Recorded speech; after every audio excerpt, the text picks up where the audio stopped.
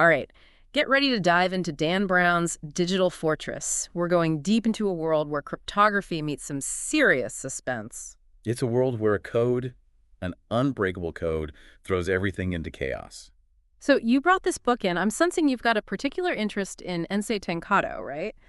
This programmer, this genius who goes rogue. Yeah, Tankado's creation, Digital Fortress, it's amazing from a technical perspective at least. This encryption algorithm, it's so complex that it just makes everything else look, I don't know, like a kid's toy. Even the NSA, they have TRANSLTR, their supercomputer, and they can't even crack this thing. That's wild. But he doesn't just stop there, right? He adds a little something extra, a digital time bomb aimed right at the heart of the NSA. And this virus, it's not just some basic malware. It targets very specific files based on all these complex parameters. It's basically holding the entire NSA database hostage. You could compare it to something like Stuxnet, but way worse. Okay, so this isn't just theoretical. This is tapping into a real fear, right? I mean, we're so reliant on technology these days. Exactly. And Brown captures that perfectly. He weaves all these real-world anxieties into a thrilling story, and it all starts in Seville, Spain. Seville, Spain, ancient architecture, those winding streets, the perfect place for a game of cat and mouse, right? Oh, absolutely. This is where we meet David Becker, a language professor who gets thrown into this world of espionage. His mission to retrieve something crucial, something that might just be the key to breaking Tankado's code. So Becker's like the average Joe, suddenly and way over his head, right? Exactly. And meanwhile, back at NSA headquarters, Susan Fletcher, their top cryptographer, she's also Becker's fiancée, by the way, is trying desperately to contain the virus. Can you imagine the pressure? Trying to outsmart some kind of ghost in the machine while also thinking there's a mole in your organization. Intense. And then you've got Commander Strathmore, the deputy director, pulling all the strings in the background. He strikes me as someone who believes the ends justify the means. Strathmore, yeah, he's a complex character. He shows us that tension that exists in those agencies between national security and individual liberty, you know? You start to ask yourself, how far is too far when it comes to protecting your country? It's like Brown is forcing us to take a hard look at these institutions like the NSA, making us question their methods, their motives. It's kind of like those Snowden leaks, you know? Suddenly everyone sees how much the government's watching, made people think about how much privacy we're willing to give up to feel safe. That's a good comparison. Yeah. Tankado, his actions, they were extreme, but it's like he's pushing back against all the surveillance. So we've got this unbreakable code, a ticking time bomb of a virus, secrets, intrigue, characters racing against time, all while fighting their own inner battles.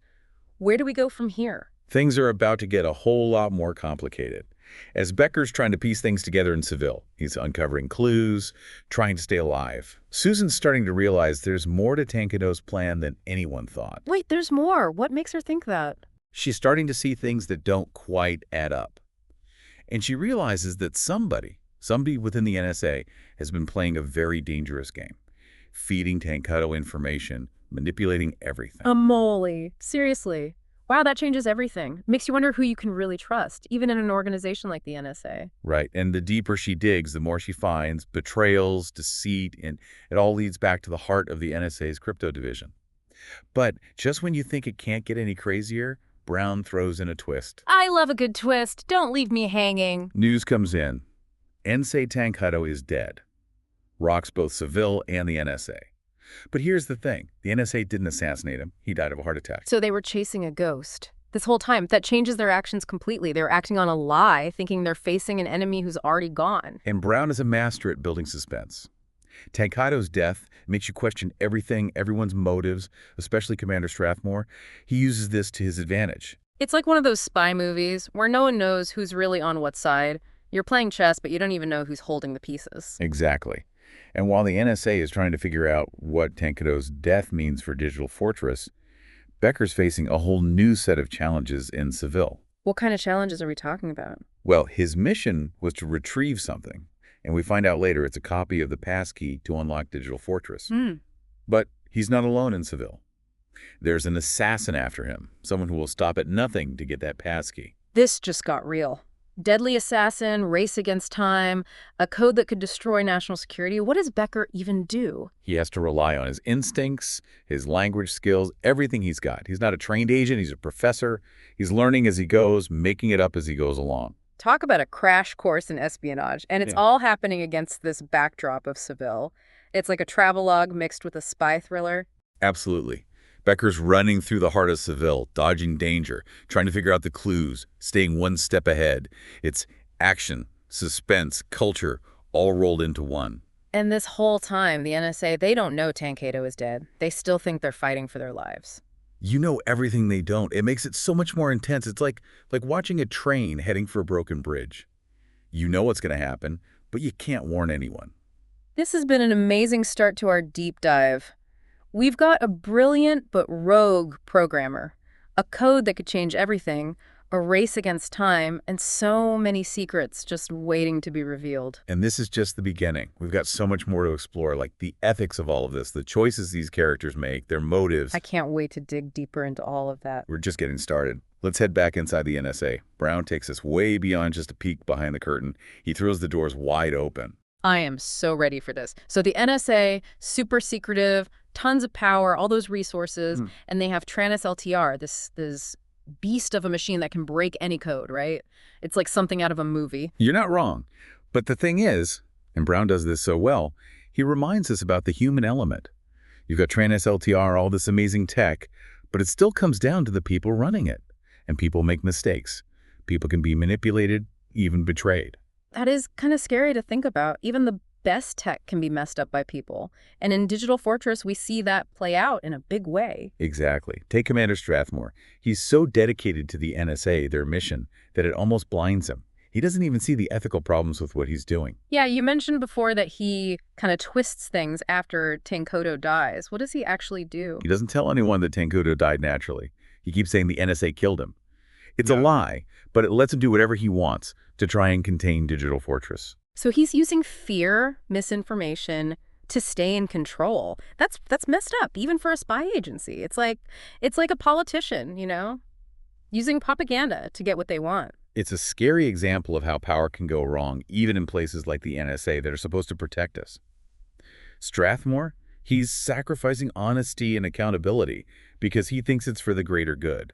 Makes me think of the Patriot Act after 9/11. So many people thought the government went too far, you know, took away rights in the name of security. It's like Brown is asking those same questions in Digital Fortress, showing us how patriotism can turn into something really dangerous. That's exactly it. And this ethical stuff, it's not just Strathmore.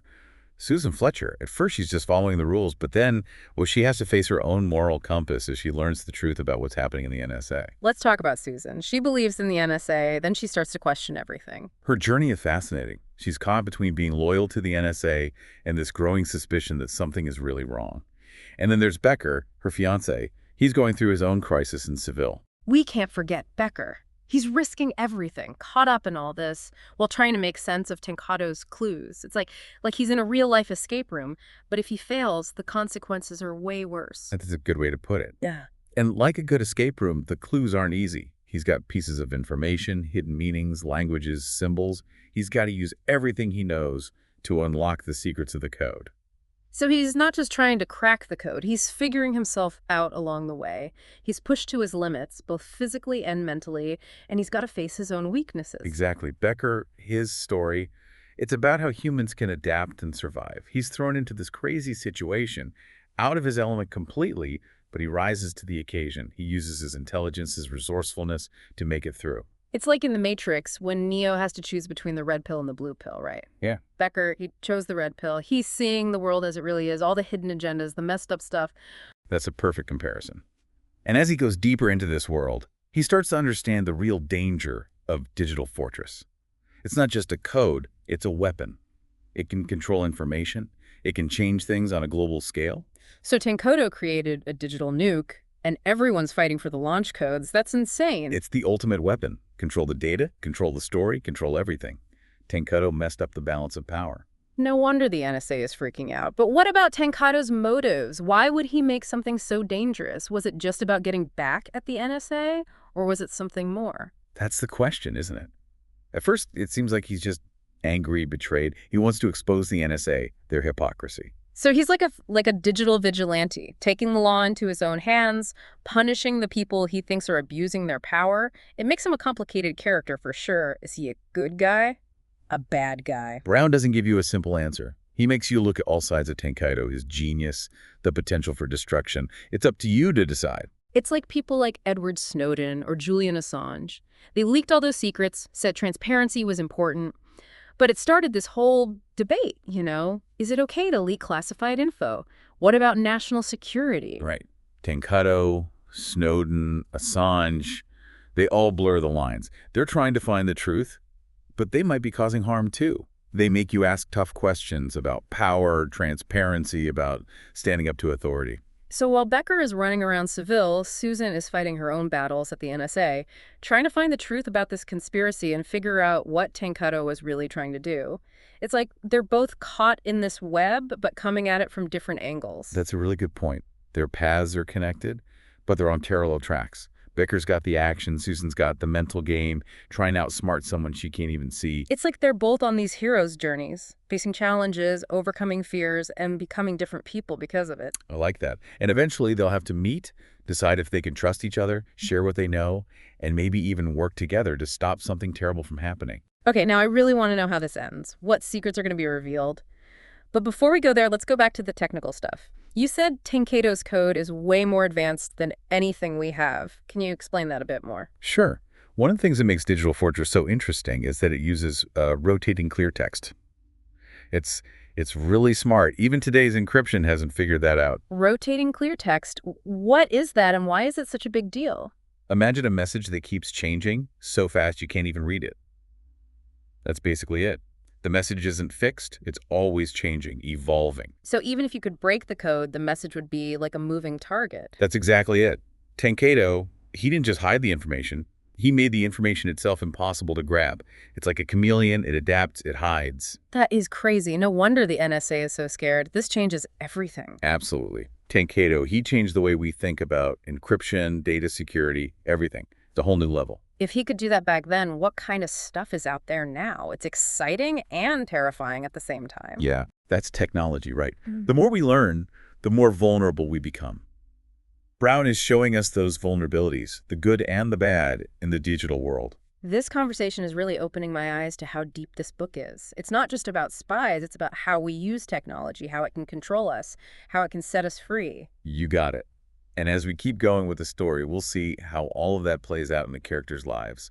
They have to make hard choices, and they have to face the consequences. I'm so ready to see how this all ends. What twists and turns are waiting for us? Get ready for some serious surprises. You're going to question everything you thought you knew about Digital Fortress and everyone involved. Let's do this. So last we left off, Becker's racing against time in Seville, and Susan, well, she's dealing with a full-blown conspiracy inside the NSA. Yeah, it's the quiet before the storm.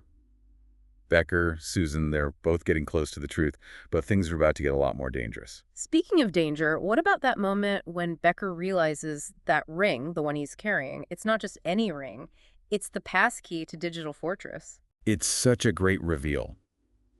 The ring, at first it seems like nothing, just a trinket, right? But it shows how smart Tankado was. He hid the passkey right there, in plain sight.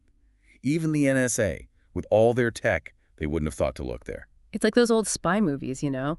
The secret message hidden in something totally normal. It makes you realize sometimes the most important things are the things we don't even notice. Exactly. And for Becker, this changes everything. He's not just following orders anymore. He's caught up in something way bigger than the NSA. So what does he do? He's got the key, but there's still an assassin after him. It's like he's won the lottery, but he's got to run through a minefield to cash in the ticket. Becker, his journey, it takes a turn. He realizes the ring isn't just a bunch of random characters, it's a message, another puzzle. And it tells him something deeper about Tankado, what he was really after. Wait, the passkey is a clue? That's crazy. It's like Tankado knew he was going to die and left a trail for someone to follow. It shows how much Tankado thought ahead, how careful he was. He knew the NSA would never give up on Digital Fortress, so he created a backup plan. A way to make sure his message didn't die with him. This is getting really good. What was the message? What was he trying to say? As Becker starts to put the pieces together, a pretty scary truth comes out. Digital Fortress, it wasn't just about showing how weak the NSA was. It was about protecting a secret that someone inside the NSA was willing to kill for. Whoa, so it's not just about revenge. This is a cover-up, a conspiracy, and it's happening in the one place that's supposed to keep us safe. It's like power corrupts, you know? Someone in the NSA, they went too far, they're controlling everything, silencing anyone who gets in their way. Like a house of cards all built on lies. Makes you wonder how deep this goes, who else is involved. It's a good thing Susan is on the case. Oh, yeah. While Becker's following the clues in Seville, Susan is finding her own answers at the NSA. She's putting the puzzle together, connecting Tankado's actions, the sabotage, the death of another cryptographer. Remember how Tankado kept trying to show people the ring before he died? It's sad. No one understood what he was trying to tell them. But what if it wasn't just about the passkey? What if he was trying to warn them, to tell them about the danger inside the NSA? That's a really good point. Tankado, trying to show everyone the ring, it means something different now. He wasn't just protecting the key, he was trying to expose what was happening. It makes it even more tragic. He thought his message was lost. He didn't know that Becker and Susan, they were both working to figure it out, to bring the truth to light. And as they get closer to the answer, Becker, Susan, they realize it's not just about national security anymore. It's about something bigger. It's about fighting corruption that could destroy trust and accountability. It's a battle that goes beyond countries, agencies, everything. It's about truth, justice, the right to privacy in a world where someone's always watching. Exactly. And as the story comes to an end, Becker and Susan, they have to make impossible choices. They have to face the darkness that's taken over the people in power. Okay, I gotta know. How does it end? Does the truth come out? What happens to Digital Fortress? The ending. It's a roller coaster. Surprises, confrontations, decisions that change everything. It's a perfect way to wrap up all the things we've been talking about. Okay, no spoilers, but do Becker and Susan make it? Do they survive all of this? Let's just say, Becker, Susan, they're both pushed to their absolute limits. Betrayal, close calls, the weight of the world on their shoulders. But they find strength they didn't know they had. They find a way to endure. And what about their relationship? It goes through a lot, right? Becker doesn't know if he can trust Susan. She's trying to stay true to herself in a system that's broken. Do they work it out? Do they come out of this stronger? Their relationship, it's like the whole book in miniature. Trust, betrayal, the search for the truth. They have to see things from each other's point of view. And in the end, they build a bond that's been through the fire, something unbreakable. It shows that even when things are really bad, love, connection, they can survive. But what about the big picture? What do you think Brown is trying to tell us about technology, power, the future we're creating? I think Digital Fortress is a warning. You know, it shows us how technology can be tempting, how it can be abused. It shows us what can happen when surveillance goes too far, when we lose our privacy, when all the power ends up in the wrong hands. It's a message that's so relevant today, right?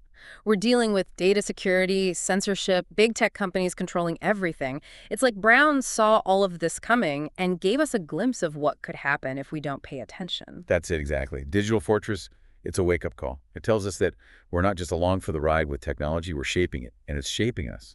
We have to be aware, we have to be involved, we have to be critical, we have to make sure technology serves us, not the other way around. This has been such an amazing deep dive. So many twists and turns, so much to think about. Digital Fortress, it's more than just a thriller. It shows us how we feel about the digital age, all our anxieties, and it challenges us to take control in a world that's becoming more and more digital every day. It's a story that sticks with you, you know?